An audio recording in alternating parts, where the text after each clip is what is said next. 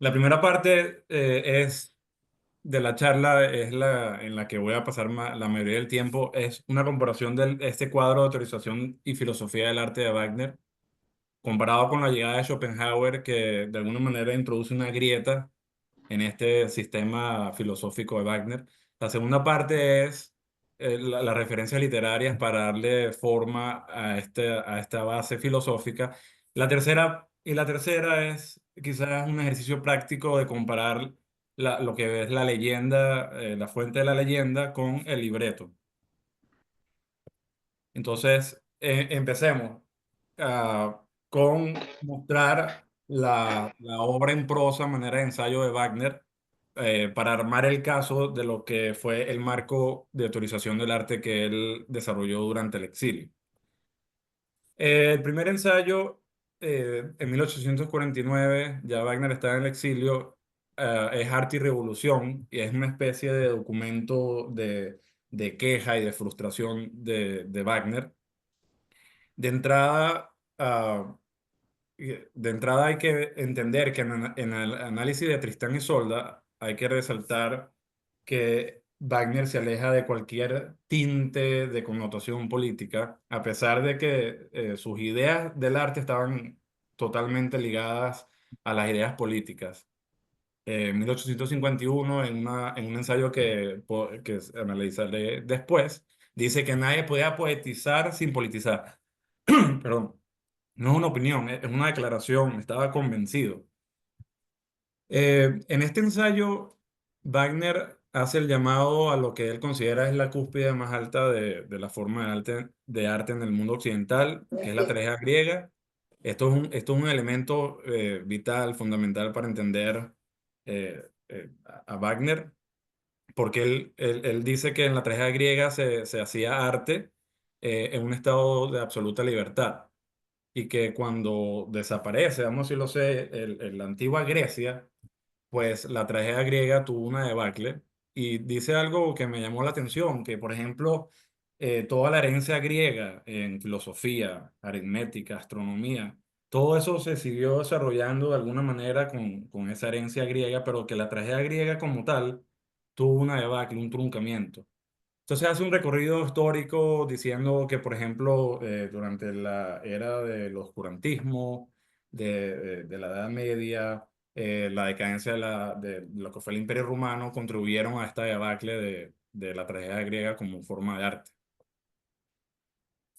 Hay que poner en contexto 1849, un año antes, Marx y Engels publican su manifiesto comunista. Eh, Han pasado 5 décadas de lo que es el inicio de la Revolución Industrial. Entonces, teniendo esto en mente, Wagner repite mucho lo que es la comparación entre lo comunal versus lo individual, él parcializándose por lo comunal y asignándole elementos negativos a lo individual por como egoísmo y este tipo de connotaciones negativas, y también porque considera que la tragedia griega era un arte que se hacía colectivamente. Entonces, él usa este argumento para quejarse de lo que es el artista en la segunda mitad del siglo XIX, diciendo que su único objetivo era ganar dinero y que la esencia de la industria, del arte era ser industrializada. Él estaba convencido entonces que para que hubiera un nuevo surgimiento del arte, tenían que haber un cambio político, totalmente ligado. Aquí hay una cita para entender la frustración de Wagner en este ensayo. Dice que el artista en 1849 vivía una condición humana sin alma y que los teatros se llenaban con una audiencia superficial. Para terminar el análisis de arte y revolución, pongo una tabla de comparación de lo que él eh, hace esta comparación entre la tragedia griega y el arte en Europa en 1849, lo comunal versus lo individual. Él llama a la tragedia griega como un arte conservador porque expresa sentimientos nobles de una conciencia colectiva, mientras que el arte en 1849, al convertirse en una especie de protesta lo llama revolucionario. Otro elemento es que en la tragedia griega los mismos dioses hacían acto de presencia en el escenario como un regalo divino, una especie de festival religioso.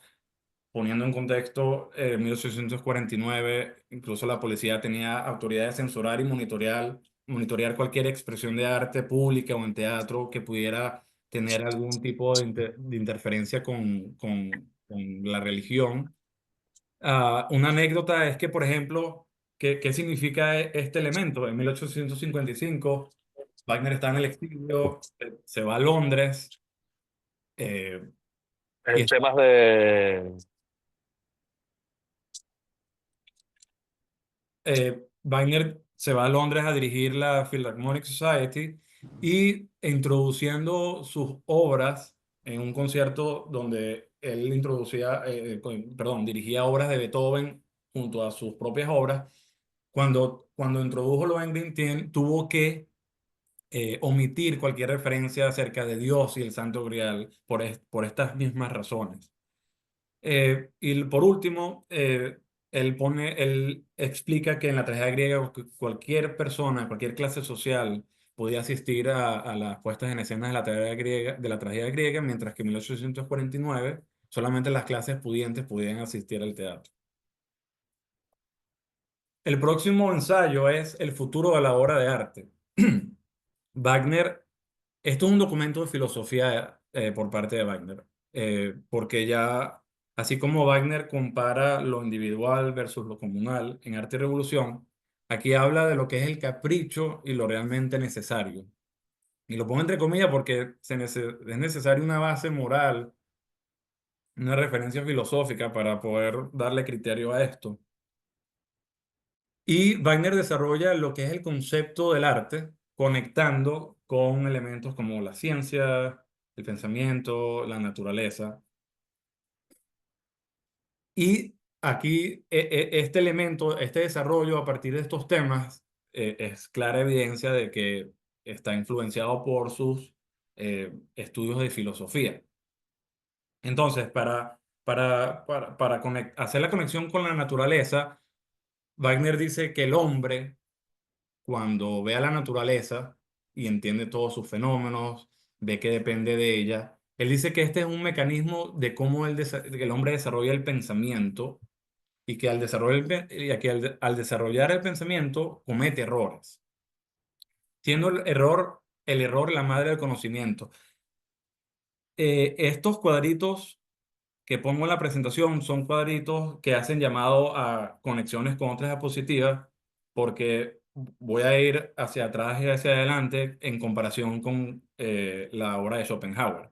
No en este momento, sino cuando lleguemos a Schopenhauer. Wagner dice que por otro lado, el hombre es caprichoso cuando entonces, en vez de entender a la naturaleza, eh, observando todos sus fenómenos, entendido que depende de ella, el hombre es egoísta y caprichoso cuando lo hace un objeto del que se apropia. Entendiendo el análisis de Tristán y Isolda y viendo cómo la naturaleza forma parte de Tristán y Isolda, pues en el primer acto eh, la naturaleza pues está representada con el mar. El mar tiene su propio leitmotiv, es un medio de transporte. De alguna manera Wagner, si analizamos el primer acto, introduce un elemento de la naturaleza y es consistente con esta teorización del arte donde un elemento importante es la naturaleza. Una cita, la naturaleza engendra sus infinitas formas sin capricho o sin objetivo arbitrario, de acuerdo a su necesidad. Esto lo pongo entre comillas absoluta, absoluta entre paréntesis, disculpen, porque esto es una palabra que él usa en alemán, Notwendigkeit, que en el español simplemente fuese necesidad, pero en alemán tiene una definición bastante específica que es una necesidad totalmente absoluta, en el criterio más estricto posible, como por ejemplo, uno tiene necesidad de beber agua para no morir deshidratado. No es, no, se compara con cualquier otra necesidad a manera de capricho, como tengo necesidad de beber una soda en comparación versus beber agua, porque la necesidad de beber agua es absolutamente estricta. Esta misma necesidad, Notwendigkeit, es la fuerza generativa y formadora de la vida humana. Aquí vemos cómo Wagner, en su teorización del arte, pues está obviamente expandiendo y desarrollando ideas filosóficas. Con respecto a las ciencias, ahora, otra arista que comprende el arte para Wagner es la activación de la conciencia obtenida a través de la ciencia. Para Wagner, la ciencia es finita, mientras que la verdad es eterna. La mayor victoria de las ciencias es cuando aplasta su propia arrogancia en el reconocimiento de la enseñanza de los sentidos.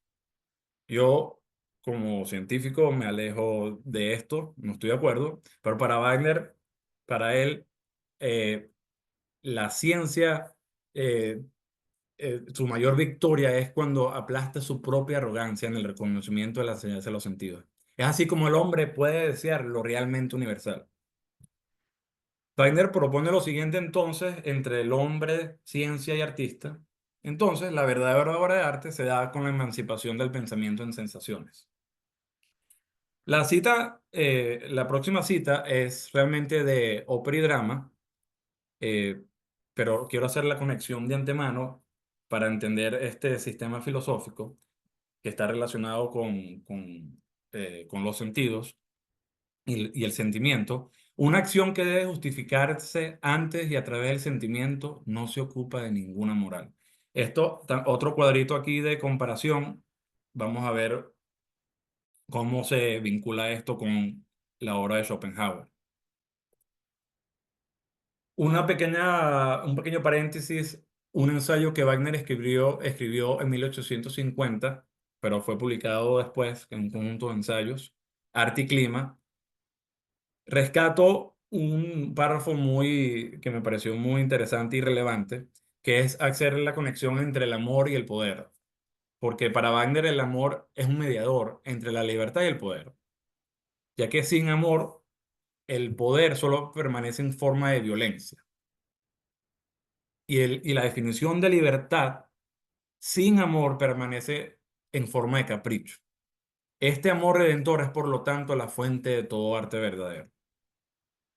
Volviendo el futuro de la obra de arte, entonces, ¿cómo alinear, cómo hacer para que se logre llegar a entender lo que es el Notwendigkeit, la verdadera necesidad?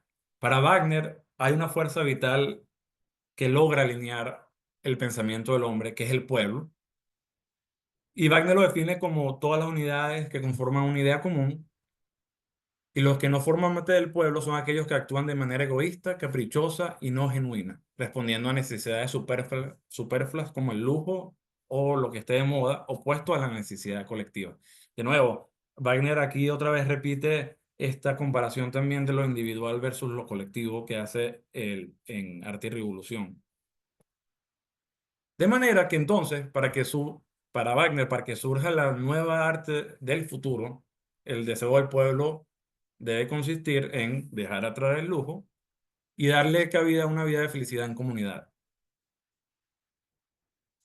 De nuevo, aquí voy a hacer una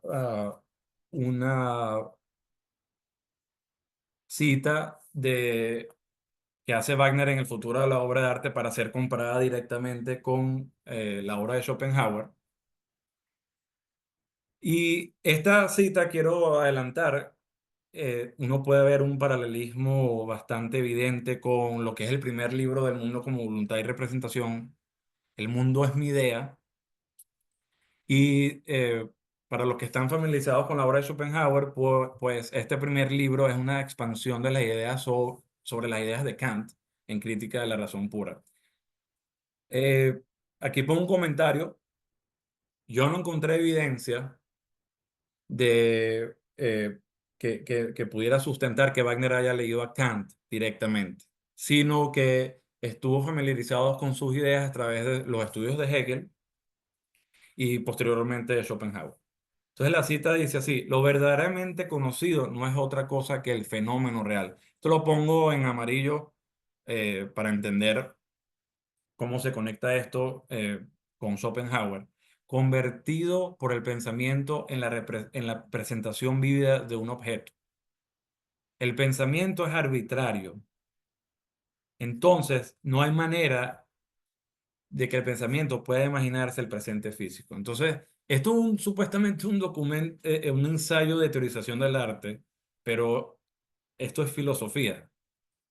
De esta manera, Wagner plantea su propia idea de la percepción de la realidad. Todo lo que existe se fundamenta en el ser físico. El pensamiento del hombre se origina con el reconocimiento de su necesidad común de vivir en su especie. Entonces, él, no solamente de esta manera, sino conectándolo con la naturaleza anteriormente, el pensamiento también se desarrolla al entender la naturaleza y sus fenómenos y ver cómo depende el hombre de ella. Y también se desarrolla el pensamiento al reconocer la necesidad del hombre de vivir en común en nuestra especie. Y lo que es el espíritu se encarga de conectar el conjunto de imágenes de todas las cosas perceptibles. Entonces, entre estos tres elementos, ciencia, pensamiento y naturaleza, Wagner dice que la forma de arte que cumple con todos estos requisitos que conectan al hombre y al artista y estos elementos es el drama. Y para Wagner, el drama está compuesto por tres hermanas primitivas. La poesía, que es el enfoque de esta charla, es el libreto de Tristán y Isolda. La música, que a Wagner la llama el tono para asignarle el concepto más amplio posible. Y la danza, pero no la danza como el concepto tradicional de ballet que uno tiene, sino el movimiento en escena. Entonces, ya vemos que de estas tres hermanas primitivas, el enfoque de esta charla es estrictamente en la poesía. El drama para Wagner necesita un receptor y de esta manera entendemos que Wagner entonces genera arte para un receptor. ¿Por qué hago esto?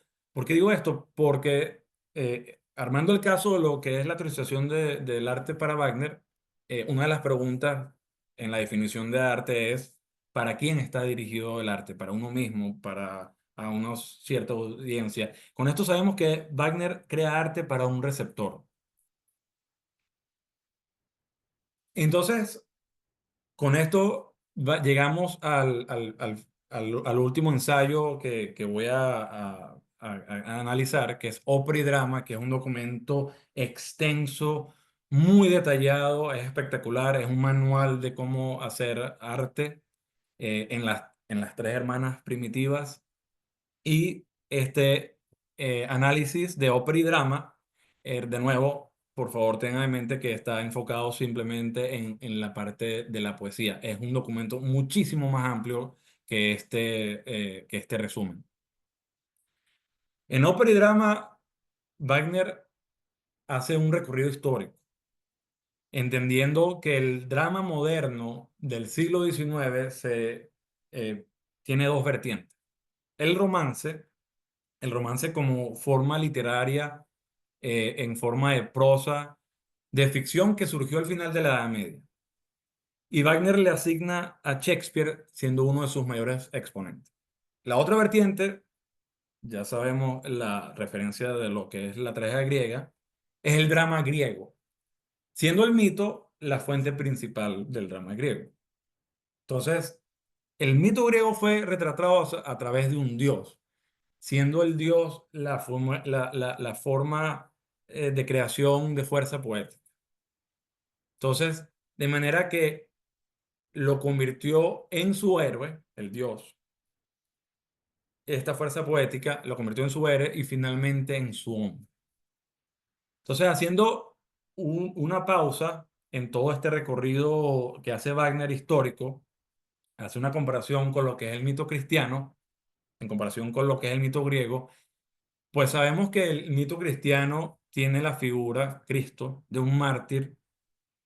Su muerte fue voluntaria, es una especie de sacrificio en búsqueda de la liberación individual del mismo para un bien totalmente colectivo a través de la redención en un Dios. Entonces la muerte en el cristianismo, la muerte de Cristo, es un objetivo en sí mismo como forma de redención.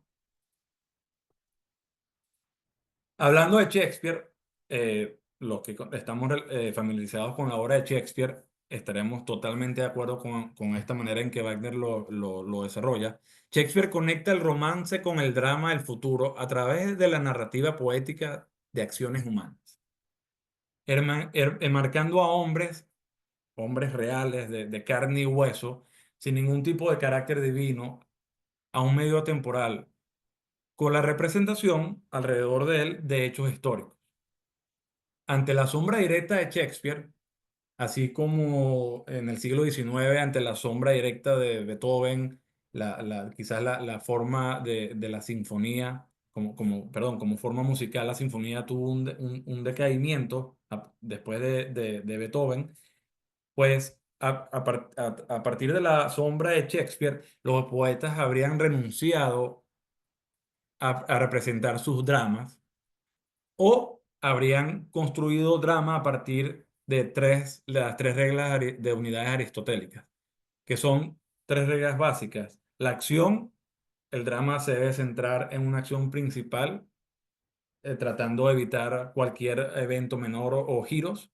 El tiempo, lo ideal, que el drama, la acción del drama no pasara más de 24, no excediera 24 horas. Y el lugar, tratar de limitarlo a una única ubicación física.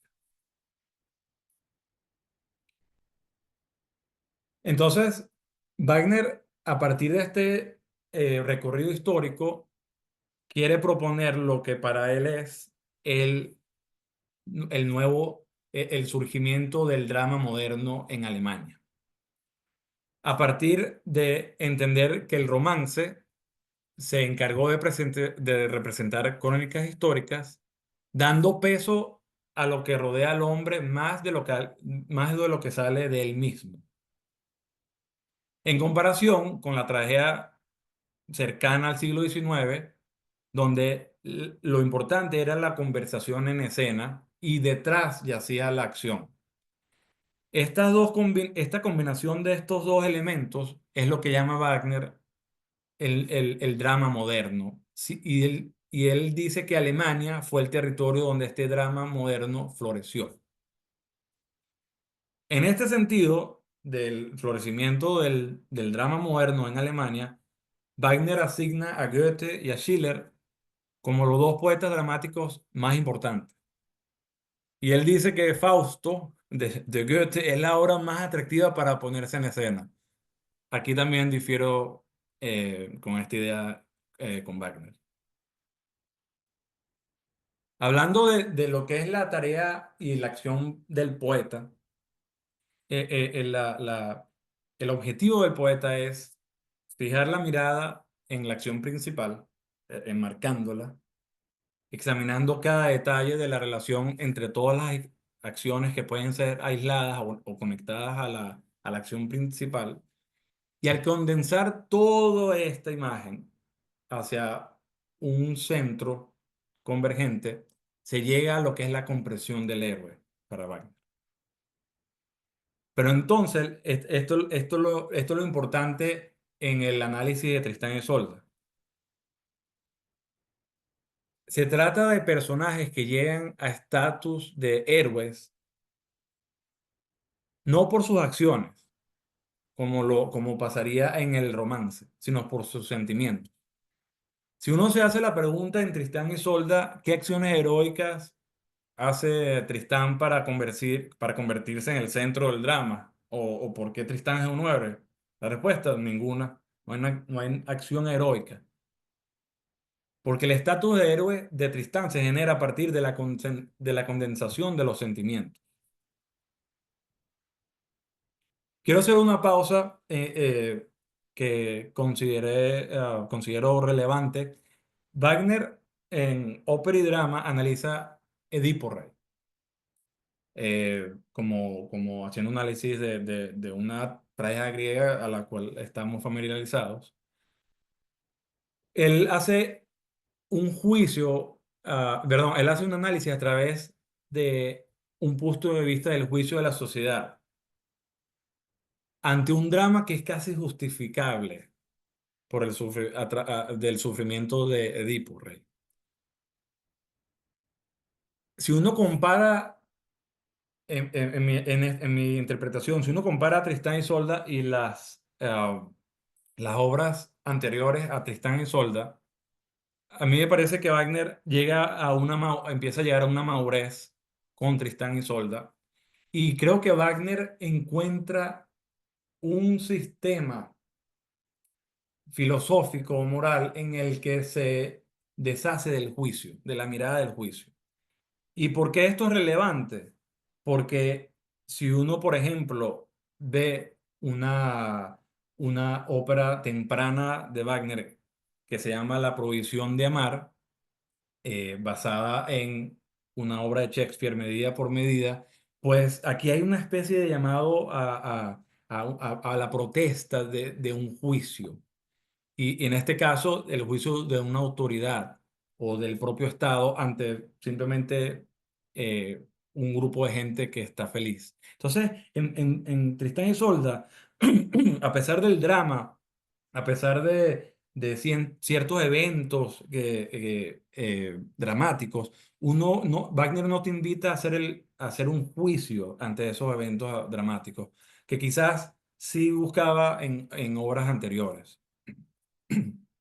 Para terminar, entonces, la forma perfecta de obra de arte es el drama para Wagner. Es la transfiguración del intelecto en emoción por parte del poeta, a través de los sentidos. La acción del poeta, entonces, es hacer inteligible desde la necesidad del sentimiento, no a través del contexto histórico, ni religioso ni social. Con esto termino de alguna manera lo que es el enfoque, el desarrollo del marco filosófico y de teorización del arte por parte de Wagner en lo que es la poesía. Disculpen. Ahora, ahora ya después de haber presentado este marco, ahora quiero ir hacia lo que es los eventos que motivaron a Wagner a la composición del libreto de Tristán y Isolda. Vale la pena explorar a partir de toda esta filosofía del arte de Wagner, qué tanto tuvo realmente que tomar prestado de Schopenhauer y entender entonces qué factores contribuyeron a la génesis de Tristán y Isolda. Con esto quiero decir que me sustento y me apoyo en declaraciones en su autobiografía y algunas selectas cartas que escribió a su amigo Franz Liszt, que nos dan las pistas necesarias para entender hacia dónde ir. Um, Como base filosófica, quiero que tengan en mente lo que es la redención, porque antes de Schopenhauer hay que entender ciertas cosas que Wagner estuvo expuesto, pero que rechazó como sistema de redención. Primero, la gloriosa salvación de la vida eterna prometida por la Iglesia Católica, que se da a uno aceptar a Cristo en el corazón y con la continua actualización de la confesión. Eso es clave para uno tener vida eterna. La aniquilación budista del yo en búsqueda de la iluminación, la rechaza para Tristán y Isolda. La visión de la ley moral de Kant a través de sus estudios de Hegel, la rechaza. La propuesta del mito griego de la purificación moral a partir del castigo de los dioses. Aun cuando Wagner, su máxima referencia de forma de arte es la tragedia griega, basada en el mito griego, también rechaza la propuesta de redención del mito griego en Tristán y Isolda. Para entender el prefacio de lo que es la motivación de escribir Tristán y Isolda, tengo que hacer una pausa y poner un contexto histórico, cronológico de dónde estaba Wagner en su vida personal. En 1848 empieza movimientos revolucionarios en Alemania. En 1849 llega a Dresde. Wagner se parcializa con el movimiento revolucionario. Eh, Ese movimiento revolucionario, vamos a decirlo así, no sale victorioso. Entonces Wagner se tiene que ir en un exilio a Zúrich, y llega a Zúrich gracias a Franz Liszt, luego de un paso relativamente corto por Wagner. En Zúrich conoce a Otto Wessendonck, que es un comerciante de seda, y Otto ayudó, asistió financieramente a Wagner y le cedió poder quedarse en una cabañita de una casa de campo de los Wessendonck, que a Wagner lo llamó el asilo, mientras Wagner componía el ciclo del anillo. Esto es vital, esto es fundamental para entender a Wagner.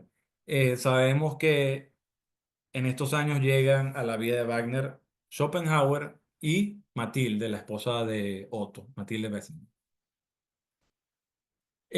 Wagner estaba casado con su primera esposa, Mina Plana, pero eh, no estaban necesariamente juntos, casi que estaban casados a distancia.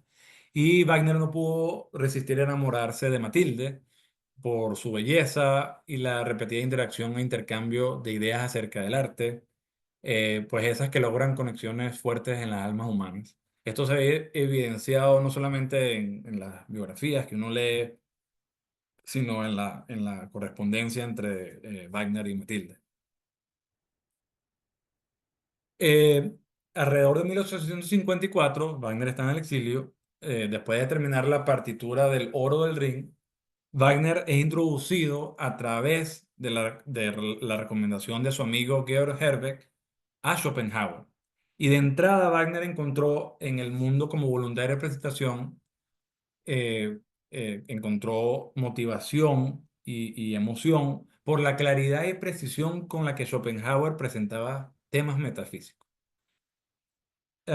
Georg Herbert también estuvo exiliado, fue un poeta alemán, amigo de Wagner a partir de 1840.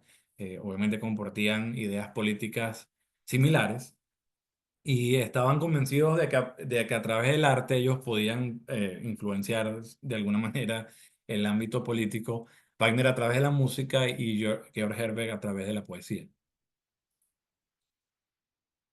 Wagner había estudiado filosofía antes, durante sus años en Leipzig. Estudió filosofía seriamente, dedicadamente. Pero en Hegel encontraba ideas enredadas y con doctrinas incomprensibles. Eso lo dice él en su autobiografía, a tal punto de catalogar a Hegel como un charlatán. Lo llama así en una carta a Liszt. También Wagner estudió a Schelling, a Feuerbach. En una carta list, y esta es una carta bastante conocida en el ámbito del análisis de Tristán y Isolda, ya vemos una clara evidencia de lo que es la emoción de Wagner por Schopenhauer y cómo lo motiva y lo sacude. Dice la carta, su idea principal, la de Schopenhauer, la negación final del deseo de vida, es terriblemente grave, pero muestra la única salvación posible. Para mí, por supuesto, ese pensamiento no era nuevo. Es decir, Wagner no es una idea totalmente nueva, pero Schopenhauer fue el primero en exponerlo claramente ante mí. Eh, Aquí se evidencia que esta motivación de Schopenhauer tiene una connotación sombría. La inspiración, la motivación en el arte no necesariamente tiene que ser positiva, puede ser deprimente, puede ser sombría, fatalista, y quizás este es el caso. Continúa la carta. Como nunca le había sentido la verdadera dicha del amor, debo erigir un monumento al más hermoso de todos mis sueños, en el que de principio a fin ese amor quedará completamente saciado. Tengo en mi cabeza Tristán e Isolda, la leyenda. la concepción musical más simple, no estoy de acuerdo con esto de simple, pero más fuerte, pero más pura, perdón. Con la bandera negra que flota al final me cubriré para morir. Aquí hago otro llamado de similitud en un futuro porque creo que Wagner eh, comete un error de memoria con respecto al final de Hermann Kurz. Para el verano de 1855, un año después de Wagner haber llegado a Schopenhauer, había leído El mundo como voluntad de representación 4 veces. Es decir, este es un libro depende de la edición, entre 1000 y 1200 páginas. Y es un estudio bastante serio. Entonces, Wagner para entender lo que es el estado anímico de Wagner durante el exilio y durante todos estos años, él encontró momentos en sus paseos en soledad que contribuyeron a su motivación anímica para empezar el bosquejo de Tristán y Isolda, bajo el efecto causado por estas ideas sombrías de Schopenhauer. Otro elemento también que considero interesante entender en este estado anímico es que Wagner declara en su autobiografía que cuando él estaba en brotes de malestar causados por gripe y por la erisipela, que es una infección de piel, obviamente en 1850 no se ha llegado al antibiótico, pues fueron eventos de recaída de salud bastante importantes. Wagner dice que estos momentos fueron de motivación para concebir la idea de Tristán y Isolda. Momentos, ¿verdad? De nuevo, un tono sombrío, no positivo. Mientras que él dice que cuando se recuperaba de salud, tomaba esta motivación anímica para seguir componiendo el anillo. Entonces, después de esta emoción de llegar a Schopenhauer y de la emoción de concebir Tristán y Isolda, Wagner dice, ya va, tengo que hacer una pausa. Yo estoy en el medio de componer el ciclo del anillo y además tengo que, eh, eh, tengo que seguir con mis responsabilidades como director, como promoviendo sus propias óperas en Europa. Entonces hace una pausa, se toma una pausa consciente diciendo, no voy a dejar esta idea a un lado. Y, por ejemplo, en este lapso de finales de 1854 y 1855, Wagner se va a Londres. Entonces, con esta pausa, vamos a decirlo así, voy a explorar qué otros eventos motivaron a la gestación de Tristán y Isolda, no solamente la llegada de Schopenhauer. Un elemento importante fue que durante esta época, Karl Ritter, que fue un compositor alemán, amigo de Wagner, eh, fue opacado, vamos a decirlo así, por la grandeza de Wagner. Ellos obviamente compartieron ideas similares de filosofía del arte. Ritter, antes de que Wagner concibiera su propia idea de Tristán y Isolda, Ritter le muestra un bosquejo a Wagner de lo que era su propia versión de la leyenda. Y Wagner de entrada la rechazó y le dijo a Ritter que él consideraba que no estaba centrada en el drama principal, sino en eventos menores. Entonces ya Wagner había leído y estudiado la versión de la leyenda de Estrasburgo, eh, tenía, tenía este libro en su biblioteca en Dresde, y vamos a decirlo así, tomó este intento fallido de Ritter como una oportunidad para elaborar un drama más intenso y profundo. Cito su autobiografía. Entonces, de nuevo, un evento quizás menor, pero que tiene influencia directa en esta idea de gestación de Tristán y Isolda, este intento fallido de Karl Ritter. Un comentario, no conseguí de ninguna manera, ninguna pista, nada de lo que es el bosquejo de esta versión de Carl Ritter. Si algún día alguien la tiene a la mano o si alguien la tiene en la mano, le agradecería que me la hiciera llegar, porque me gustaría saber qué fue lo que Wagner vio en esta versión que rechazó de entrada. Otro evento eh, externo. es el interés del emperador en ese momento de Brasil, don Pedro II, que estaba interesado en la obra de Wagner a tal punto de que él en persona fue al estreno de Lohengrin en Weimar en 1850 y a la primera presentación del Anillo en el Festival de Bayreuth en 1876, donde conoce personalmente a Wagner. Hubiera sido interesante tener algún récord de esa conversación, de ese encuentro. En 1857, el doctor Ernesto Ferreira, pongo aquí un asterisco, porque Wagner en su autobiografía comete un mínimo error, quizás de memoria. Él se refiere a este personaje como Ferreiro, y realmente es Ernesto Ferreira Franca. Era un diplomático brasileño encargado en promover el intercambio cultural entre Brasil y Europa. Y le manda una carta a Wagner. En esta carta le pide a Wagner que fuese a Río de Janeiro a presentar sus propias obras en el Teatro Lírico de Río de Janeiro y le pide que si era posible que le dedicara al emperador el ciclo del anillo en su nombre, cosa que sabemos no pasó. Otra petición de esta carta es que como en Brasil hasta ese momento solamente se presentaban óperas en italiano, pues otro requisito era de que cualquier obra que Wagner presentara tenían que ser traducidas al italiano.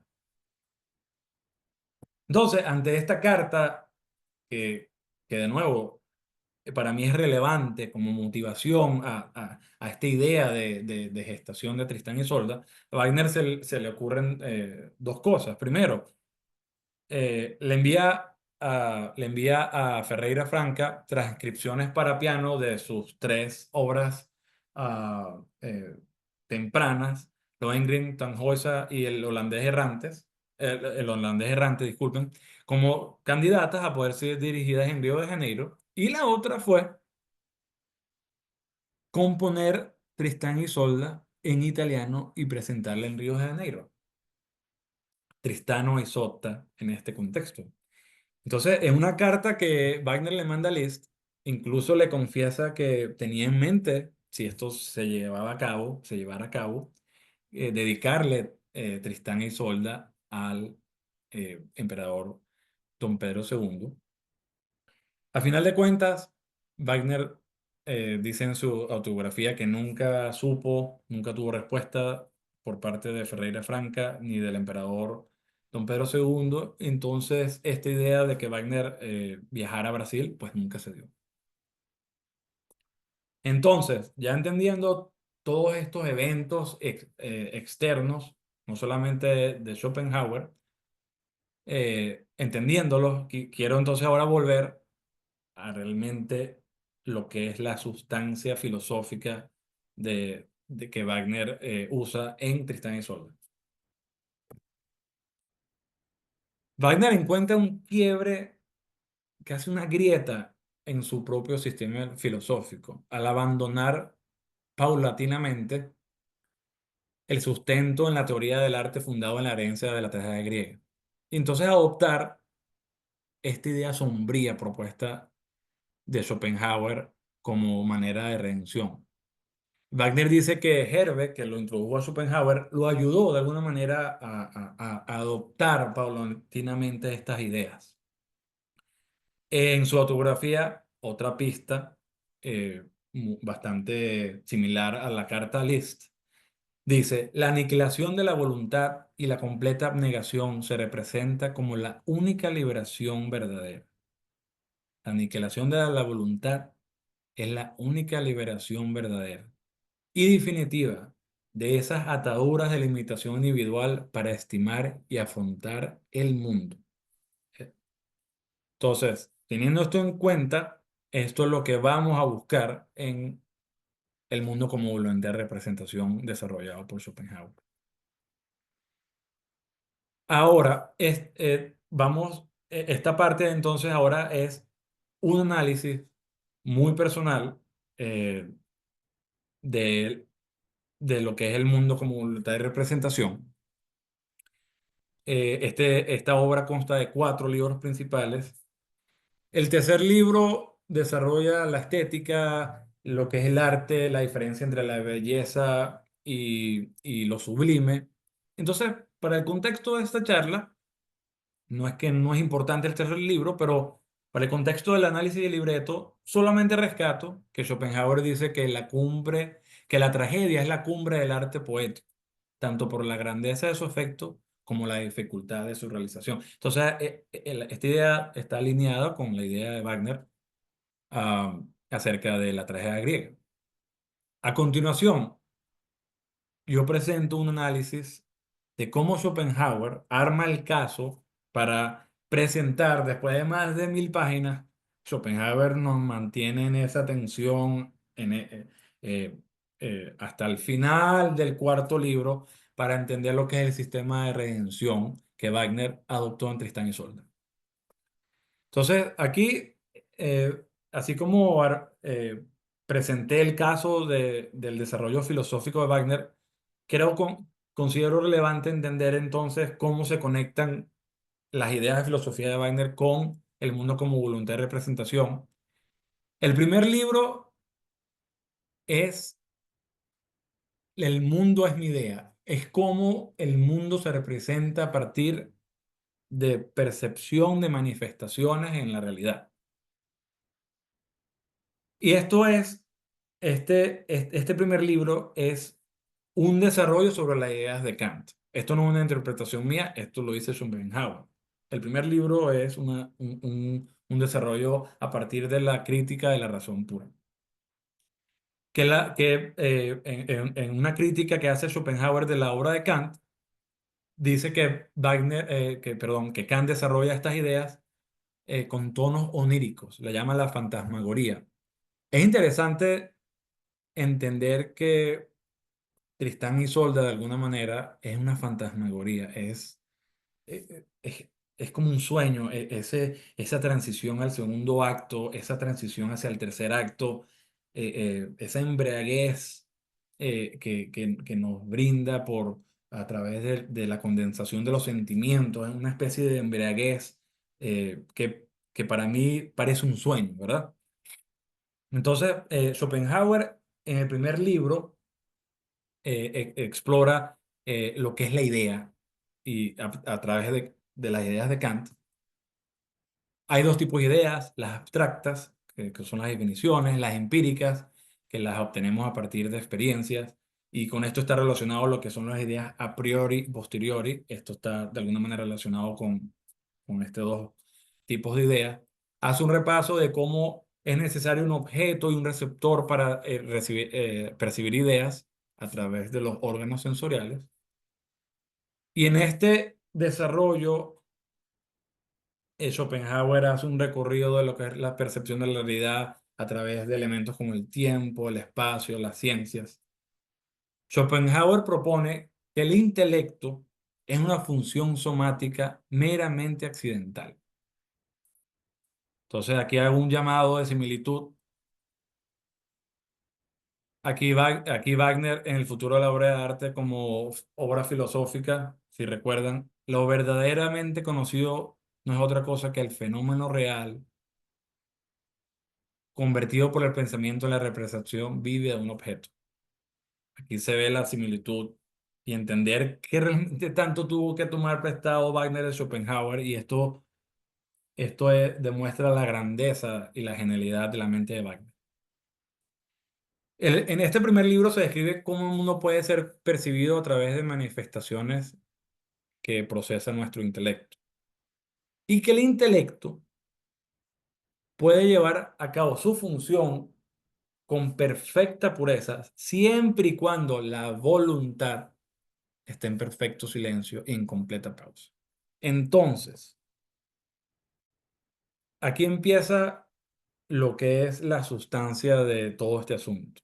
La voluntad. Y la voluntad hay que deshacerse de cualquier interpretación individual. La voluntad en este contexto no es una motivación personal, las ganas que uno tiene de hacer algo por algún objetivo. No. quiero que tengan en mente, en consideración, que este concepto de voluntad es una idea muchísimo más amplia que cualquier concepto que se le pueda asignar de manera individual. La voluntad es la cosa en sí misma, es la verdadera esencia que se encuentra detrás de todas las apariencias y de todas las cosas perceptibles. Schopenhauer la concibe como una fuerza, ¿verdad? Es una fuerza ciega, inconsciente, irracional, infatigable, indestructible, que impulsa todo lo que existe y todas las motivaciones aisladas o colectivas. No está esta voluntad, esta idea de voluntad, no está ligada a ningún objeto o alguna motivación específica, sino que es la fuerza subyacente detrás de todas las acciones, instintos e impulsos de la naturaleza. Existe más allá y es independiente de la percepción humana acerca del mundo.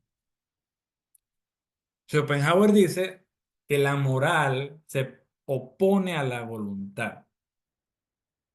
La moral se opone a la voluntad. Otro llamado de similitud con Wagner, una acción que debe justificarse a través y ante el sentimiento no se ocupa de ninguna moral. Porque la voluntad es completamente egoísta. De hecho, el camino de la moral conduce a la evolución de la voluntad. No es posible ningún sistema de ética que moldee o cambie la cosa en sí misma. Entonces, entendiendo ya lo que puede ser la búsqueda de un sistema de redención en Wagner, Schopenhauer desarrolla lo que es, vamos a decir así, la satisfacción de los deseos en el ser humano.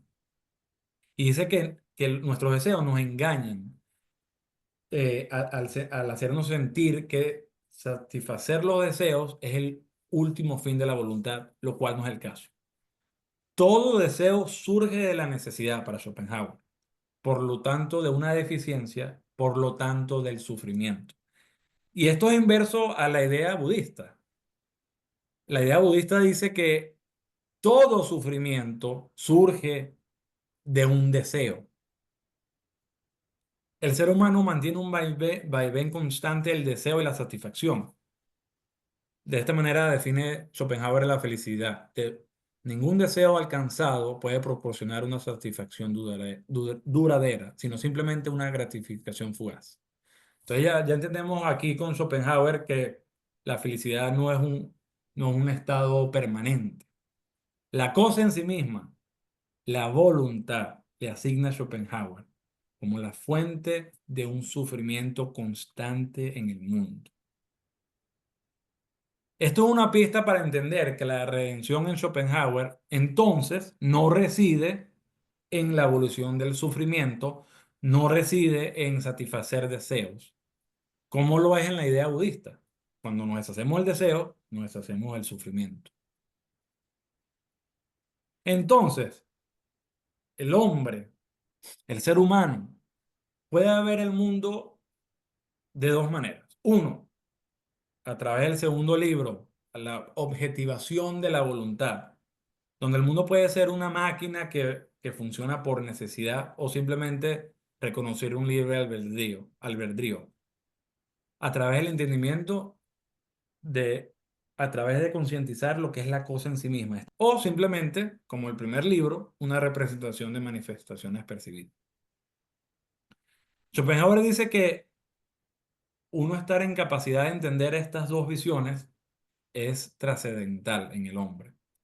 A continuación, hago una tabla de todas estas comparaciones que desarrolla Schopenhauer entre lo que es la voluntad y el fenómeno. El fenómeno viene de una definición de Kant, que lo define Kant como, en Crítica de Razón Pura, como el objeto indeterminado de una intuición empírica. El fenómeno es la manifestación inmediata de la voluntad. Entonces aquí hay ciertas comparaciones. La voluntad es la sustancia del hombre. En el fenómeno, el intelecto del hombre es un accidente, una mera función somática. La voluntad es materia, el fenómeno es la forma. El calor versus la luz, lo incansable versus el fenómeno puede fatigarse. Y aquí pongo esto resaltado porque creo que es el adjetivo o la comparación de adjetivos más importantes para entender esta base filosófica en el contexto de Tristán y Isolde. Lo inconsciente versus lo consciente. Otra vez, la voluntad es metafísico, es lo metafísico, el fenómeno es lo físico. Entonces, hay que tener en cuenta el sistema de redención de Schopenhauer y que la voluntad es lo inconsciente versus el fenómeno lo consciente. En este sentido, esto es un párrafo increíblemente importante en el mundo como voluntad de representación. Schopenhauer lo considera, él lo dice, es el paso más peculiar e importante en su sistema filosófico, que a diferencia de Kant, Kant lo da por imposible, que es una transición entre el fenómeno y la cosa en sí misma. Schopenhauer propone que sí es posible esa transición. Una cita que respalda esto es porque en cada emergencia de un acto de voluntad, recuerden, no voluntad personal o individual, cada emergencia de un acto de voluntad desde las oscuras profundidades de nuestro ser interior a la conciencia del conocimiento, se produce una transición directa desde la cosa en sí misma, desde la voluntad, que se encuentra fuera del tiempo, hacia el fenómeno. Entonces aquí pongo una comparación de lo que son estas transiciones. En el segundo acto, y teniendo en mente lo que es lo consciente del fenómeno versus lo inconsciente, que es la cosa en sí misma, la voluntad.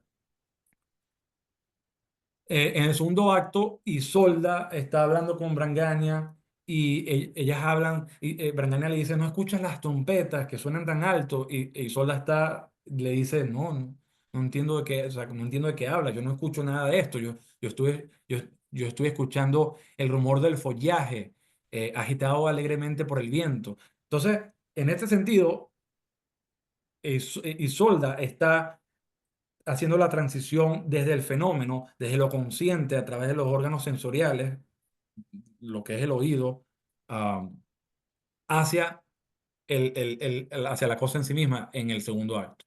Por el contrario, en el tercer acto hay una transición entonces revertida de la cosa en sí misma hacia el fenómeno y se da a partir del comienzo del tercer acto. Tristán está dormido y nada es accidental. Wagner hace esto, estoy convencido, a propósito, para representar ese momento en el que uno se está despertando y está en esa transición del sueño a lo consciente, que es justamente esta transición que propone Schopenhauer. En el tercer acto hay un pastor tocando una flautilla y entonces Tristán se está despertando, y empieza entonces ahora a concientizar. Ahora sus órganos sensoriales ya se está haciendo una transición hacia lo consciente. La vieja melodía, ¿quién me despierta? Después pregunta, ¿dónde estoy? Él está en esa transición hacia lo consciente. ¿Quién me llama? Entonces, esto es una clara evidencia de cómo Wagner no solamente usa lo que es el concepto de el fenómeno y la cosa en sí misma, sino va más, eso viene de Kant, de Schopenhauer, y solamente de Schopenhauer es la posibilidad de esa transición entre estos dos planos. Ya en el cuarto libro, que es el libro más importante en el contexto de este análisis, Schopenhauer, disculpen, habla que en el sueño la voluntad obra sin ser perturbada, porque la actividad del cerebro se detiene por completo. Entonces, el intelecto no hace ningún esfuerzo. La muerte es un sueño en el que se olvida la individualidad. El sueño profundo no difiere en nada de la muerte. Nada es accidental.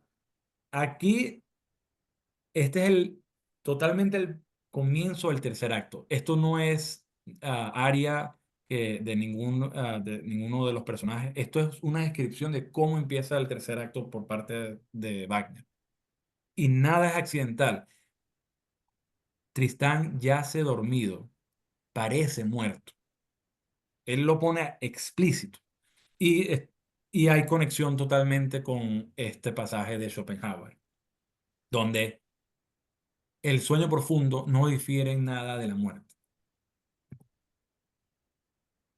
Entonces, lo que sacude a Schopenhauer, a Wagner, por parte de Schopenhauer, lo que lo sacude es, entendiendo que la voluntad que genera sufrimiento en el mundo de manera constante e infatigable, cuando el hombre hace conciencia de esto y dice que el sufrimiento del mundo, el origen del sufrimiento del mundo es la voluntad. Dice que la única salida redentora a manera de alivio, de liberación del sufrimiento y como verdadera salvación entonces es la negación de la voluntad de vivir. Yo no me alineo con esto. Yo tengo quizá una definición de redención más positiva y más feliz que esto, pero esto es lo que llega a Wagner y lo sacude. Es una idea sombría, una idea casi deprimente. El hombre alcanza con esto un estado de renuncia voluntaria, de resignación y de genuina indiferencia. Con la abolición del total del conocimiento, el resto del mundo se desvanece en la nada, porque, como él explicó en el primer libro, sin sujeto no hay objeto. De esta manera se llega a la verdadera paz del cielo.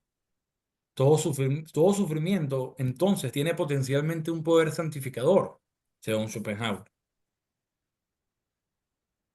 Cuando yo estaba leyendo El mundo como voluntad de representación, cuando empiezan estas ideas, yo me hice la pregunta, ¿y esto en qué difiere de lo que es el suicidio?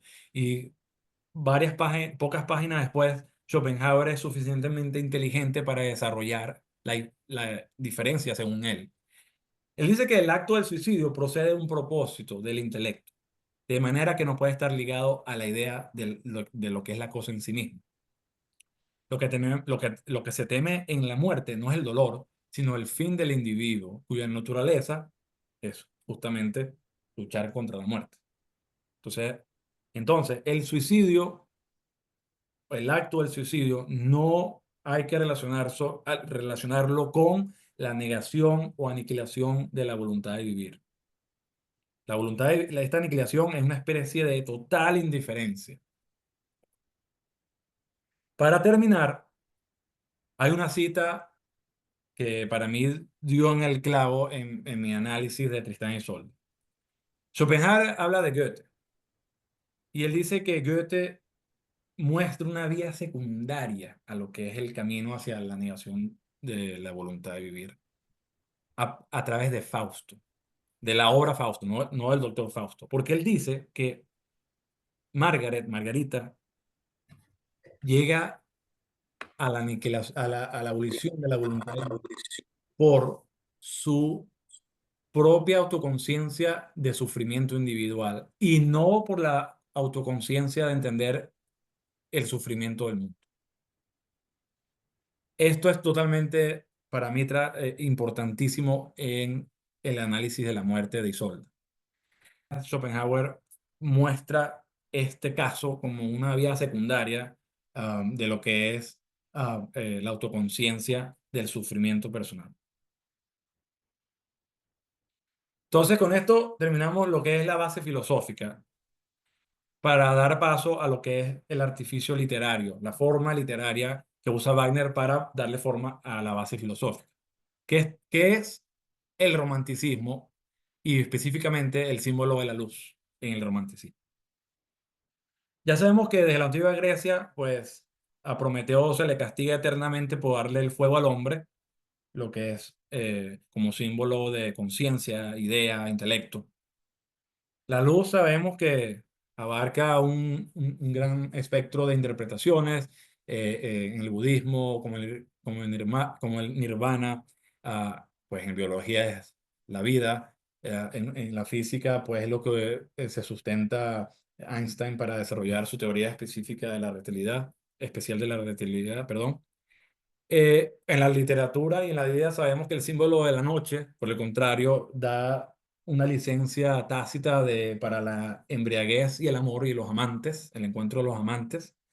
Wagner leyó obras del romanticismo, no solamente del romanticismo alemán, y están llenas del juego entre la luz y la oscuridad.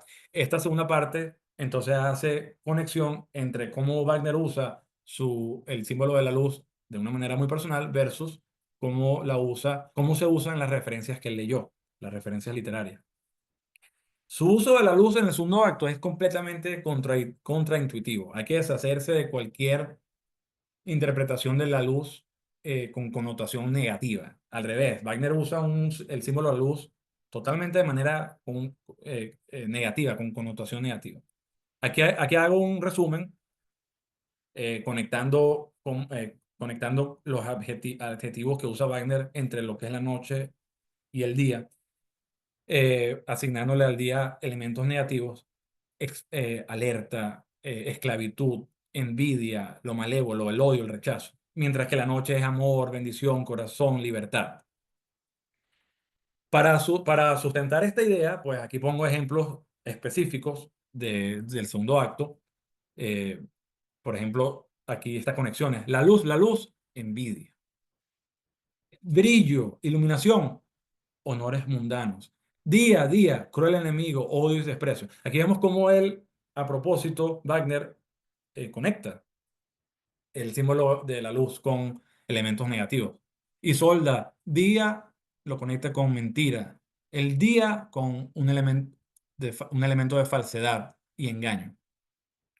Pero aquí viene la parte que me encanta de Wagner en Tristán y Solda. No solamente este connotación contraintuitiva de la luz, sino que en el tercer acto, cuando ya se está en el lecho de Tristán, hay una transfiguración de esta connotación alrededor del símbolo de la luz y la convierte entonces en un carácter positivo.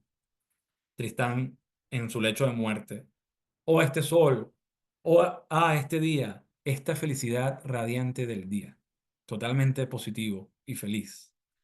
Y Isolda ya, después de que Tristán muere, cantando ya en su lecho de muerte, ya Tristán muerto, no lo ves cómo resplandece con luz creciente. De nuevo, una connotación positiva alrededor de la luz. Ciertas referencias de romanticismo a las que Wagner estuvo expuesto son las siguientes. Goethe, totalmente una referencia importante en Wagner. Él dice que Fausto es la obra que más le emociona entre todas las obras del drama moderno. Eh, cuando uno lo, Cuando uno lee Fausto, que por cierto, aquí hago la acotación, que este análisis es en la primera parte, en el primer libro de Fausto. No porque la segunda parte no sea importante para nada, sino que en el contexto de comparar o hacer ciertas conexiones entre Fausto y Tristán y Isolda, realmente relevante es el primer libro.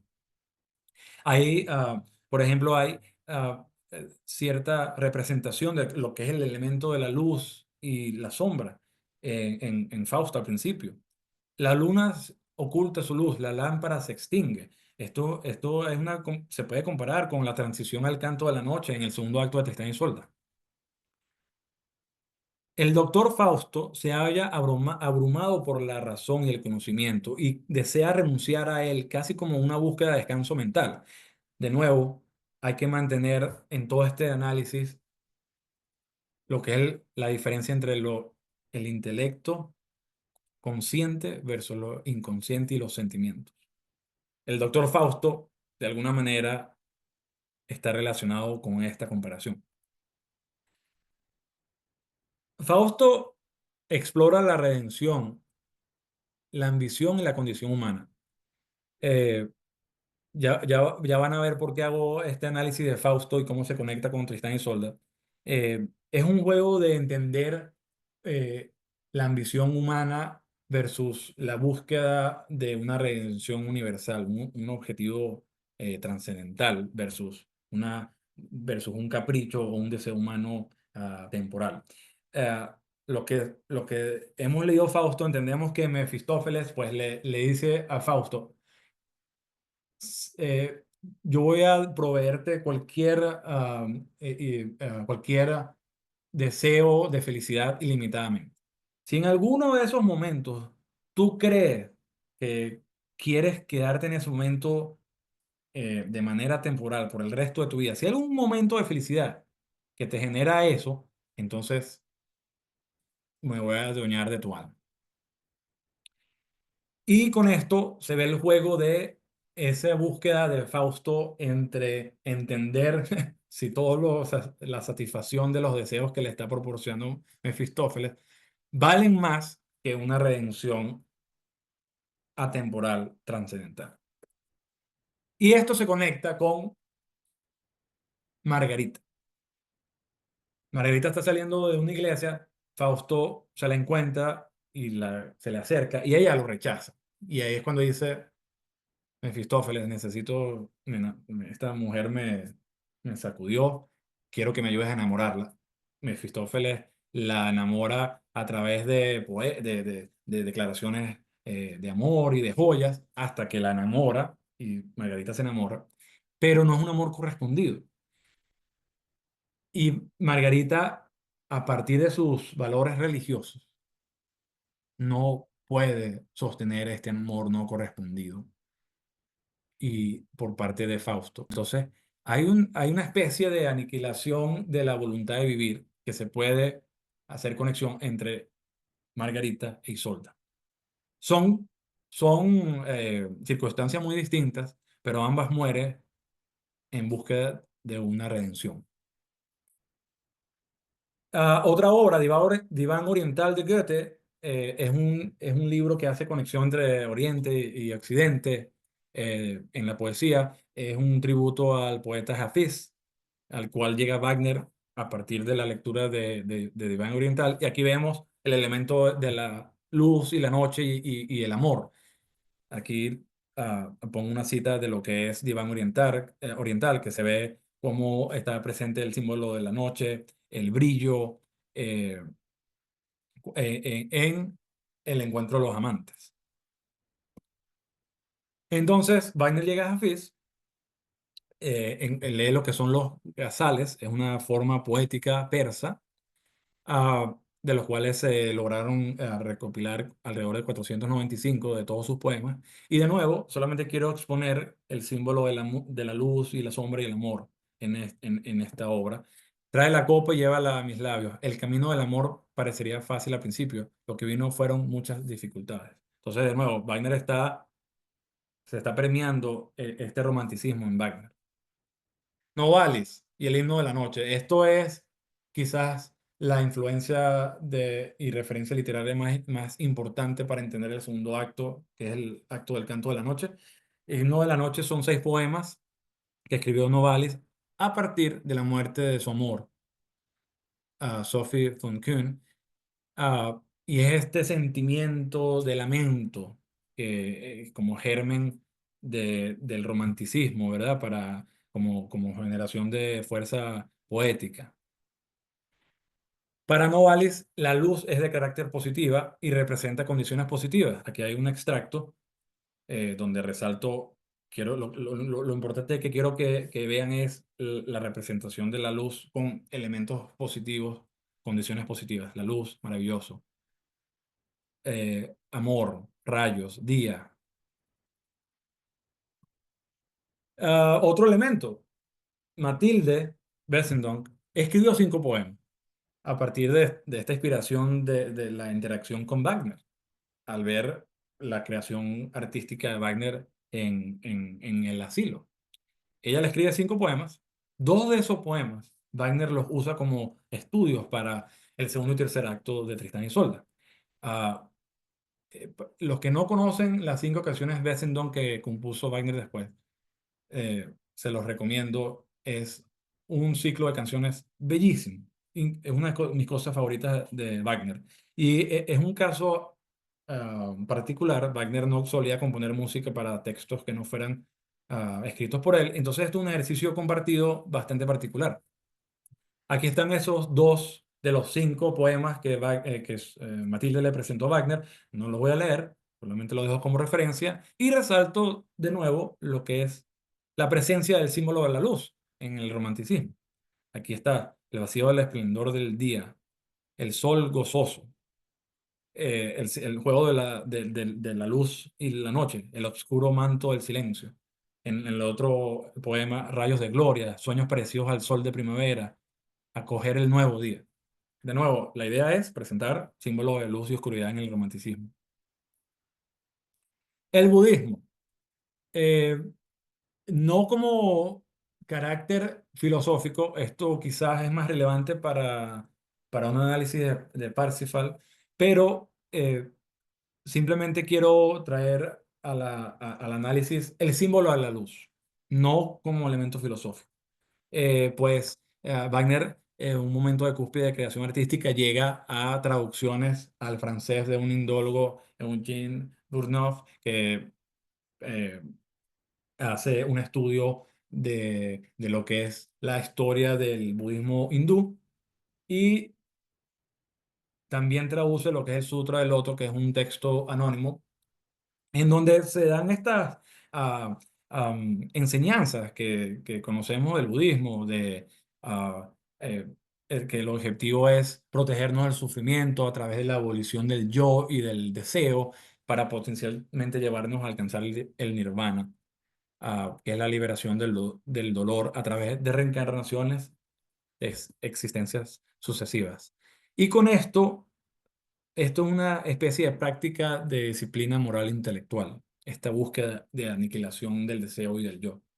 Entonces, en el contexto de entender el símbolo de la luz, sabemos que el nirvana en Occidente le damos una especie de, no se tiene que ver a través de la visión occidental judio-cristiana, donde hay un Dios creador y la luz viene del cielo, ¿verdad? A partir del Dios. No, el nirvana, sabemos, es una iluminación que viene de adentro. Ah, para el hombre indio, Buda no representa un elemento divino eterno, sino por el contrario una transformación e iluminación interna como resultado de la disciplina moral. Entonces, con esto termino lo que es el cuadro de las referencias que permearon en Wagner para este artificio literario del símbolo de la luz en Tristán y Isolda y ya paso a la última parte, que es un ejercicio práctico de comparación entre la leyenda de Estrasburgo y el libreto como tal. Ah, el origen exacto de esta leyenda celta, pues no se ha definido de manera definitiva. La versión que leyó Wagner es una versión de un poema germánico de Godofredo de Estrasburgo, que lo escribió en el siglo XIII. Um, Estrasburgo murió antes de él poder completar su versión de la leyenda. Entonces, Wagner lee una traducción al alemán moderno por Hermann Kurz. Y Hermann Kurz en esa versión propone su final. Afortunadamente pude llegar a esta versión de Hermann Kurz porque es absolutamente vital para entender el tercer acto de Tristán y Isolda. Para poner una especie de contexto histórico de la cronología, 1857, recuerden, Wagner llega a Schopenhauer en 1854. Le ronda en la cabeza la idea de componer Tristan y Isolda por varios años. Y es en 1857 cuando realmente ya hace una pausa en lo que es la composición del ciclo del anillo. Y es cuando ya formalmente, vamos a decirlo así, se empieza a componer el libreto de Tristan y Isolda. Un año después termina el primer bosquejo y ya en 1859 pues estaba prácticamente pulido y terminado. A continuación, lo que quiero presentar es una comparación uno al lado del otro, un resumen que hice de la leyenda y del final de Estrasburgo, para exponer qué eventos dramáticos pudo haber tomado Wagner y desechado a partir de la leyenda. Todo esto apoyado con el sustento de ciertas imágenes que creé con inteligencia artificial para darle cierto ah, sentido ilustrativo a este resumen de Godofredo de Estrasburgo. Desde de entrada, los padres de Tristán mueren y él sin conocerlos. Al padre lo mata un enemigo llamado Morgan, la madre muere en el parto por la tristeza de que Rivalín, el padre de Tristán, muere. Y ya de entrada, el nombre Tristán se expone que viene desde el adjetivo triste, por todo el lamento alrededor de sus padres. Entonces, el mariscal de campo de Rivalin, Roald Lieutenant, se hace cargo de Tristán, lo cría como hijo propio y le enseña costumbres de caballería, caza y música. Entonces, en su adolescencia, a Tristán lo raptan y lo lleva a la costa de Cornualles. El rey Marque, entonces, en estos momentos, cuando se topa con Tristán, lo invita a ser cortesano en Cornualles. Feuertenen sale en búsqueda de Tristán y cuando se encuentra con el rey Marque es cuando le confiesa, por cierto, el padre verdadero de Tristán es tu hermano Rivalín. Y ya por ser tío de Tristán es cuando el rey Marque se hace al cargo de Tristán. De esta manera, ya después de después de terminar sus prácticas de caballería, pues sale en búsqueda de vengar la muerte de su padre y matar a Morgan. En su encuentro, Morgan le hace sentir un bastardo de entrada y sin previo aviso, Tristán lo mata de un espadazo en la cabeza. Am, Esto es yo lo veo como una burla, una mofa de queja de Godofredo de Estrasburgo, porque esto es un acto totalmente que va en contra del honor de caballería. Tristán no le permite a Morgan prepararse para la batalla, y esto no es honorable. Después llega el personaje Moro, que forma parte del libreto de Tristán. Ah, Él llega a Cornualles exigiendo un tributo por parte de Inglaterra y esto termina en un duelo irreversible. Moro, pues, eh, le inflige una herida mortal con veneno mortal a Tristán y le confiesa que su hermana Isolda, la reina de Irlanda, es la única que puede curarlo. Entonces, Moro en este caso es hermano de Isolda la reina, tío de Isolda, el futuro amor de Tristán. El cadáver de Moro lo transportan a Irlanda e Isolda, la justa, la hija de la reina, encuentra una astilla de la espada de Tristán sin saber que es de la espada de Tristán y la conserva. Entonces, sorry, disculpen. Como Tristán está herido mortalmente, sale en búsqueda de su curación y va a Irlanda y le prestan, le ofrecen cuidados en la corte de Isolda, la reina, bajo el nombre de Tantris, porque él tenía que esconder su identidad. Después de un año de mejoría, les dice a las dos Isoldas que se tiene que ir de vuelta a Cornualles. Cuando llega a Cornualles, y aquí para mí esto es parte de un drama bastante grande, cuando llega a Cornualles no lo reciben eh, muy bien porque los consejeros del rey dicen, y este Tristán siendo un humano sin carácter divino, pues sobrevivió ante la herida mortal. Seguramente una bruja lo tuvo que haber curado. Y si fue una bruja, él entonces después de un año se convirtió en hechicero. Ellos no querían que el heredero del rey Márquez fuese un hechicero o está relacionado con esto. Entonces, son los consejeros del rey Márquez los que le ofrecen la idea de el rey Márquez casarse con Isolda la Justa.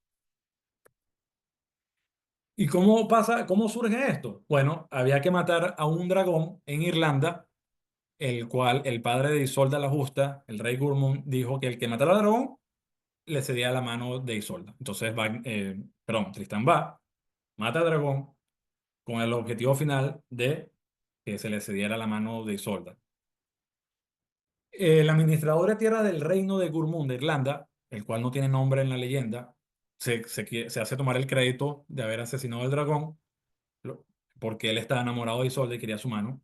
Y la madre de Isolda, la reina, en sus sueños se da cuenta de que es mentira y que fue un extraño el que realmente mató al dragón. Entonces salen en búsqueda de este extraño y se topan con Tristán, que está ya en el suelo tumbado. Él corta la lengua del dragón como evidencia de que lo mató y esta lengua del dragón pues es de alguna manera venenosa. Y entonces lo llevan a la corte para curarlo de estos humos que emiten la lengua del dragón. Lo tienen que curar de nuevo. Es en este momento, cuando desvisten a Tristán, lo cuidan, lo lavan, que Isolda la Justa inspecciona la espada de Tristán y encaja la astilla que había matado a Morgoth. Y ahí es cuando ella entiende que Tantris es Tristán. Y ahí es cuando Tristán le confiesa la verdad y cuál es el objetivo de toda esta campaña. Y el padre de Isolda pues accede entonces a que Isolda se case con el rey Marque, como un trato de amnistía. Entonces deciden embarcarse hacia Cornualles para que Isolda se case con el rey Marque. Esto es para mí un evento, algo a resaltar muy importante. La poción de amor en la leyenda es pensada de manera premeditada por la mamá de Isolda, para que ella en este casamiento, ¿no? En este matrimonio arreglado, pues ella fuese feliz al beber la poción de amor y que se enamorara del rey Marque. Me parece bastante osado estas ideas de Godofredo de Estrasburgo en pleno siglo XIII. Entonces, en el viaje, la reina Isolda le cede la poción a Brangania y ella lo descuida la poción. Y Tristán e Isolda creen que es vino y lo toman por accidente. Entonces, así, aquí es donde hay similitud con la ópera, con la sinopsis de la ópera. Ellos dos toman esta poción de amor por accidente y se enamoran inevitablemente.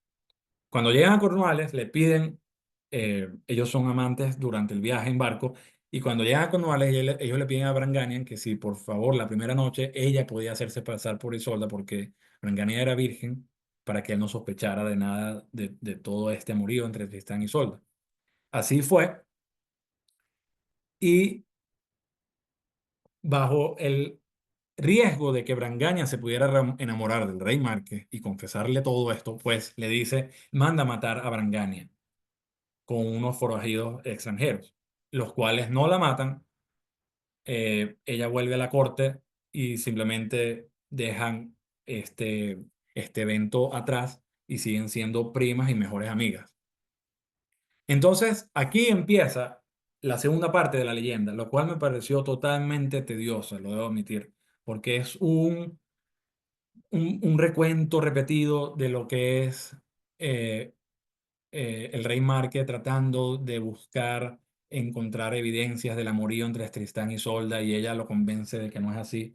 Y es muy repetitivo. Se torna la segunda mitad del libro en estos eventos repetidamente. Se vuelve redundante y fastidioso. A tal punto de que llevan a Isolda a una corte londinense que, y esto me parece relevante porque toca el tema cristiano. Había en ese momento la prueba de la vara de hierro incandescente donde se sometía a juicio a alguien haciendo una declaración y tenía que tomar una vara metálica calentada por el fuego y dependiendo de cómo cicatrizara la herida se veía si era verdad o mentira lo que decía la persona en juicio. Isolda declara que su único amor era el rey Marque. Toma la vara y después de soltar la vara, ni siquiera tuvo ningún tipo de cicatriz. A mí me parece que esto es absolutamente osado de Godofredo de Estrasburgo, porque en pleno siglo XIII sugiere que el mismo Dios, ayuda en la mentira y el engaño de este amorío entre ellos dos. El rey Marque, a pesar de todas estas pruebas supuestas que Isolda le da para convencerlo de que supuestamente no hay ningún amorío, no aguanta más y los echa de su reino. Y ellos se van a la cueva de los amantes. Ellos viven en la cueva de los amantes por un tiempo, pero el rey Marque decide buscarlos de nuevo para que vuelvan. Y es en esta última, en este regreso, perdón, cuando finalmente el rey Marque se aproxima a Brangania en una noche en que ellos estaban durmiendo juntos como amantes. Y ella finalmente, es por accidente, confiesa dónde están durmiendo. Y es cuando el rey Marque realmente los encuentra durmiendo juntos. Y esto es básicamente el final para Tristán en el reino. Él decide irse por miedo a que lo mataran, a que lo enjuiciaran y por miedo a su vida. Y llega a Alemania, donde había una guerra, y sirvió como militar de manera exitosa. Para terminar, eh, Tristán llega al territorio de un duque llamado Hovelin, y su hija, de manera coincidencial, la llama Godofredo de Estrasburgo Isolda, pero Isolda de las manos blancas. Igual, el mismo nombre que Isolda, su verdadero amor de Irlanda, Isolda la Justa. Ella se enamora de Tristán, pero no era un amor realmente correspondido. De todas maneras, ellos terminan casándose. El problema de Estrasburgo termina en esta parte, justamente, en este drama en el que Tristán vive encarcelado en el recuerdo de su amor de Irlanda, de Isolda la Justa, y lo que pasa con Isolda de las Manos Blancas, la otra, la nueva Isolda, vamos a decirlo así, su, am, su sufrimiento se da al entender, al darse cuenta de la distancia del amor de Tristán, que realmente no la ama completamente. Entonces, varios aspectos que recalcar de la leyenda. La mentira. Al principio, Rual, el que se encargó de Tristán al principio, tuvo que mentir diciendo que Tristán había muerto por miedo de que Morgan no volviera a matarlo. Tristán tuvo que esconder su identidad llamándose Tantris. Isolda le miente frecuentemente al rey Marque para convencerlo de que supuestamente los rumores son falsos de su amorío. El administrador de las tierras que se quiere adjudicar la muerte del dragón se le adjudica ese evento a él y es mentira. Ah, cuando Tristán se recupera, al principio cuando va a Irlanda a ser curado de la herida mortal de Morol, él tiene que mentirle a Isolda la reina diciendo, tengo una esposa en Cornualles, tengo que volver. Es mentira, él se deshace de esos cuidados para volver a Cornualles a partir de una mentira. Entonces, la leyenda de Godofredo de Estrasburgo está llena de mentiras, está llena de engaño y deshonor. Son los consejeros del rey Marque que no confían en Tristán y le hacen convencerlo de que se case con Isolda. El deshonor, la manera en que Tristán mata a Morgan, de manera repentina, sin darle oportunidad a que fuese una batalla honorable de caballería. Imagínense ustedes, Isolda la Justa manda a matar a Brangania después de que ella le hace el favor a pasar la primera noche con el rey Márquez, a su mejor amiga la manda a matar. Entonces, el engaño y el deshonor, todos estos eventos dramáticos están presentes. La frecuencia de Dios es muy frecuente, se hace el llamado a Dios muy frecuentemente, y el dragón de alguna manera simboliza a Satanás. Ah, hay elementos donde se expone lo que es el día y la noche. Tristán llama a Isolda de Irlanda como un amanecer alegre, a Isolda la reina, a su amor Isolda como el sol brillante, a Brangania como la justa luna llena. Ciertas comparaciones poniendo una al lado de la otra. Eh, en común, la amistad de Brangania con Isolda y Tristán con Cumberland. En la leyenda, Brangania comete varios errores a manera de accidente, lo cual en la ópera no necesariamente es así. Varias comparaciones. Morol en la leyenda es el tío de Isolda. En la ópera es el prometido de Isolda. El rey Marque en la leyenda es una continua amenaza a la vida de Tristán. En la ópera realmente no se representa como un enemigo. Y un elemento muy importante, la leyenda de Estrasburgo. La poción estaba destinada a que la tomara Isolda de manera premeditada por la mamá. Y es un accidente, un descuido que hace que ellos, Tristán y Isolda beban la poción de amor. Sabemos En la ópera de Ricardo Wagner, la escena de la poción de amor en Wagner es premeditada por Brangania cuando decide cambiarle la poción de la muerte como por la poción de amor. Un pequeño paréntesis del alemán usado por Estrasburgo y Wagner. Estrasburgo usa el término Mine para darle títulos a tres capítulos de la versión de su leyenda. De Amine Attrack, de Amine Recht und de Amine Schuld, que traducido al español son La poción de amor como capítulos, La ley de amor y La culpa del amor, respectivamente. Mine proviene del alemán usado entre esta época, 1050 y 1350, y lo que notaba era la idea medieval del amor cortesano y de caballería, que suponía una obligación social mutua.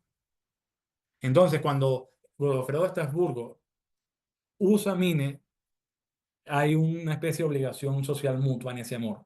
Wagner, cuando uno lee con detenimiento las traducciones del alemán inglés o alemán español, usa en el segundo acto a Frau Mine como personificación del símbolo del amor medieval cortesano. Entonces, cuando aquí Frau Mine will, en alemán, este pasaje de Frau Mine, cuando uno busca, es interesante, cuando uno busca varias traducciones al español, dependiendo de la fuente de la traducción, este Frau Mine es traducido como la diosa del amor, la señora del amor, o simplemente el amor. Hermann Kurz y su final. Hermann Kurz sigue la idea de Estrasburgo en cuanto a la nostalgia de Tristán seguido enamorado de Isolda la Justa de Irlanda. Ellos terminan casándose y un día el hermano de Isolda de las Manos Blancas quiere buscar a su amor de infancia en un ducado de un personaje llamado Nampotenis.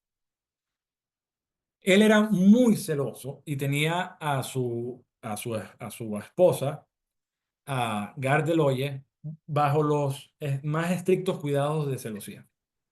Él está en casa y ellos van a ese encuentro. Tristán acompaña a Caedín a ese encuentro y cuando él vuelve de la casa, se encuentra, ¿no?, con estos personajes, él entendiendo quién es Caedín y mata a Caedín y eh, le inflige una herida mortal a Tristán. En este caso, Tristán manda a llamar a Isolda la Justa de Irlanda a través de Curno, ya que ella podía curarlo. El mensaje era muy claro. Cuando ella se embarcara y llegara a las costas donde estaba el ducado de Hovelin, si las velas del barco eran negras, eso significa que ella había rechazado la oferta o el llamado. Si eran blancas, ella habría aceptado y venía en camino. ¿Por qué pongo esto en amarillo y con cuadrito, perdón, y con cuadrito de similitud? Perdonen.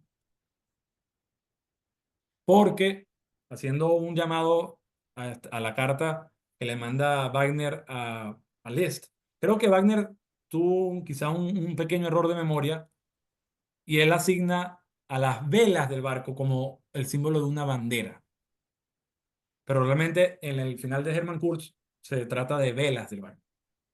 Isolda de las Manos Blancas, motivada por los celos, le dice a Tristán, ahí viene un barco, pero tiene velas negras. Y esto hace que Tristán muera de desconsuelo. Isolda la Justa de Irlanda llega, lo encuentra muerto y ella muere por encontrarlo muerto. Ella es enterrada con una rosa y Tristán es enterrado con una planta de uvas. Una par de citas textuales donde se ve la filosofía que brinda, el llamado a la filosofía que brinda cuando la muerte es eminente. Está presente aquí en el final de Hermann Kurz en un capítulo llamado específicamente Tristán y Isolda. Pero ¿qué es más fuerte que cada necesidad del mundo, representada como miedo, desesperación o la muerte? Y la muerte deja que todo esté tranquilo a su alrededor. Todavía no. Hay una fuerza vital que también al hombre fuerte que todo lo arrebata, al gigante estrangulador, la última batalla, lo inevitable, lo amargo. Solamente quiero exponer con esta idea lo que es la filosofía que genera la presencia de la muerte. Pues hay algunas diferencias entre el final de Hermann Kurz y el tercer acto de Tristán y Isolda, que es vital en comparación con la sinopsis de la ópera. La herida mortal de Tristán es en el final de Hermann Kurz es infligida por Nampotenis. Sabemos que la herida mortal de Tristán es infligida por Melot en la ópera. El barco con el que vendría Isolda a visitar el lecho de Tristán vendría con velas blancas o velas negras. Esto ya lo dije en el final de Wagner, él hace referencia a la bandera. En el final de Hermann Kurz, Tristán y Isolda mueren en el castillo Carque, en el ducado de Hovelin, el padre de Isolda de las Manos Blancas, en el final de la ópera. Mueren en el castillo de Tristán, en Careol, esto es en Bretaña. Una idea con la que coqueteó Wagner, que me parece un ejercicio de imaginación bastante interesante y llamativo, lo declara en su autografía. Él dice que coqueteó con la idea de un final donde Parsifal pudiese haber visitado el lecho de Tristán, haciendo de alguna manera un llamado a lo que es el hecho o el evento donde Parsifal cura a Anfortas eh, con la lanza sagrada. Hubiera sido interesante, ¿no? Esta combinación de leyendas. Sabemos que esta idea pues no se llevó a cabo, pero me pareció interesante pues exponer esta idea con la que coqueteó Wagner. Y así, eh, después de exponer todos estos puntos de filosofía, literatura y entender la comparación con la leyenda, llego a unas conclusiones eh, personales. Eh, s- en su ópera, Wagner evita la crítica de carácter político o social. Desecha cualquier elemento de deshonor y engaño premeditado. También desecha cualquier mirada y juicio y presencia del cristianismo. Por otro lado, en la ópera no se pretende hacer un juicio hacia un héroe de caballería. En cambio, nos invita a vivir las emociones exacerbadas de los personajes, bajo el manto del romanticismo alemán. El elemento que considero más importante como artificio filosófico en la ópera no es únicamente la representación del fenómeno y la cosa en sí misma. Esto viene de Kant. Pero para mí lo más importante, más allá de eso, es la posible transición que propone Schopenhauer. Wagner nos presenta la redención de Tristán al mostrarnos la más completa renuncia al egoísmo, la demostración total de ascendencia al universalismo, alejada de un carácter accidental, la herida que le inflige Melo. Por el contrario, una muerte necesaria, el último cumplimiento del ser. Wagner se aleja de la interpretación cristiana del rito de la muerte, en cambio casi que nos pide en tercer acto una especie de celebración representada en la obra del arte dramático, que eleve a la más alta bendición del amor del que se va. Considero, y esto es muy personal, que la muerte más relevante en la ópera es la de Isolda, por encima de la de Tristán, para mí. Porque la muerte de Isolda representa la idea fáustica, como menciona Schopenhauer en su análisis de la muerte de Margarita en Fausto, en la que la negación de la voluntad de vivir no se da por la autoconciencia y el entendimiento del sufrimiento del mundo, sino por la insoportable carga del sufrimiento personal. Isolda no soporta ver a Tristán muerto o morir. La muerte de Tristán se celebra con honor, con orgullo, con un sentimiento de perdón, alejándose del sentido de culpa que genera el cristianismo. Cuando digo sentimiento de perdón es por aquel amorío entre ellos dos, entre Tristán e Isolda. Uno no siente angustia ante la muerte de ellos dos, ni tampoco pretende uno cambiar el curso quizás por una salida favorable de larga vida para los amantes. Por el contrario, uno celebra el alivio de la redención. Wagner convierte a Tristán en un héroe trágico a través de este sentimiento de simpatía.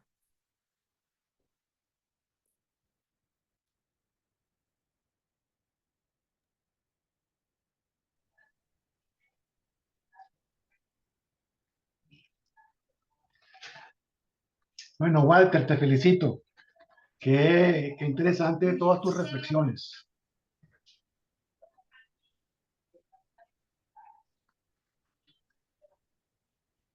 Y así termina la charla.